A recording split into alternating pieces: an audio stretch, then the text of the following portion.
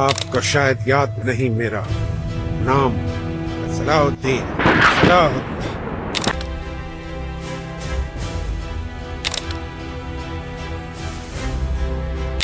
السلام علیکم، میں ہوں طیب عمر اور آپ دیکھ رہے ہیں پروگرام کہانی کا سفر۔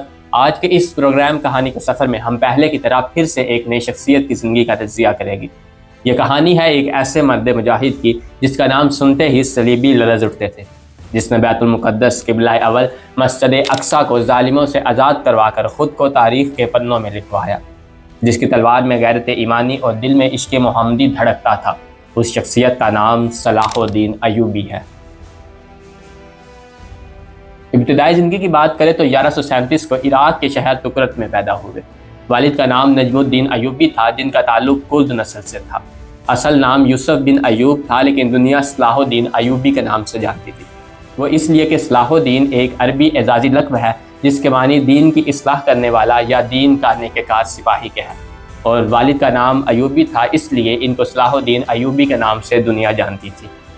بچپن سے ہی علم و حکمت کے ساتھ ساتھ جنگی فنون سیکھے۔ ان کی تربیت ایک باکردار مرد مجاہد نور الدین زنگی کے زیر سایہ ہوئی، جنہوں نے ان کے اندر رحم دلی، انصاف اور بہادری جیسے جذبے کو پیدا کیا۔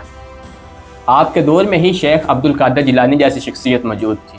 شیخ عبد القادر جیلانی سے ملاقات کا کوئی حوالہ تو نہیں ملتا، لیکن آپ کی تعلیمات سے بہت زیادہ متاثر تھے۔ شیخ عبد القادر جیلانی جیسا کوئی عالم اس وقت اثر و رسوخ میں نہیں تھا۔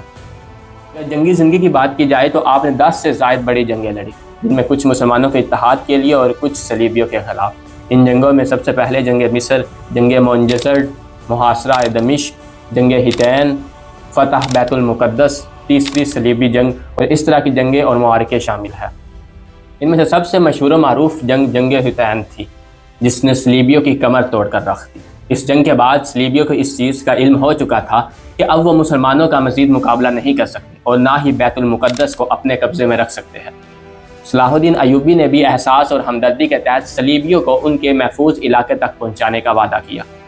یہاں پروگرام کو آگے بڑھانے سے پہلے موجودہ بیت المقدس کے حالات و واقعات دیکھتے ہوئے میں ایک پیغام آپ کی نظر کرنا چاہوں گا کہ آج پھر بیت المقدس ہمیں رو رہا ہے۔ وہ جگہ جہاں نبی علیہ السلام نے انبیاء کرام کی امامت کروائی، وہاں معصوم بچوں کے لاشیں گر رہے ہیں، وہاں ماؤں کی گود چھینی جا رہی ہے، سجدہ ریز نمازیوں کے اوپر گولیاں برسائی جا رہی ہیں۔ مگر سوال یہ ہے کہ کیا اب بھی امت محمدیہ خواب غفلت میں سوئی رہے گی؟ کیا غیرت ایمانی صرف کتابوں کی حد تک رہ گئی ہے؟ کیا صلاح الدین ایوبی صرف ایک تاریخی نام بن کر رہ گیا ہے؟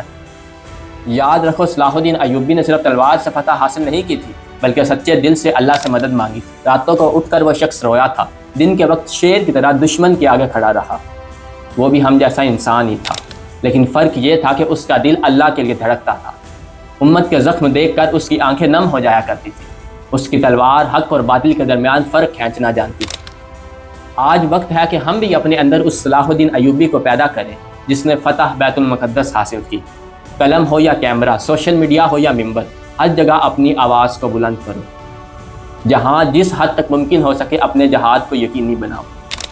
آج وقت ہے کہ ہمیں بھی صلاح الدین ایوبی بننا ہوگا، ورنہ وہ دن دور نہیں کہ ہم بھی زیر زمین ہو جائیں گے۔ خیر، پروگرام کو آگے بڑھائے تو صلاح الدین ایوبی ایک دینی اور عبادت گزار شخصیت تھی۔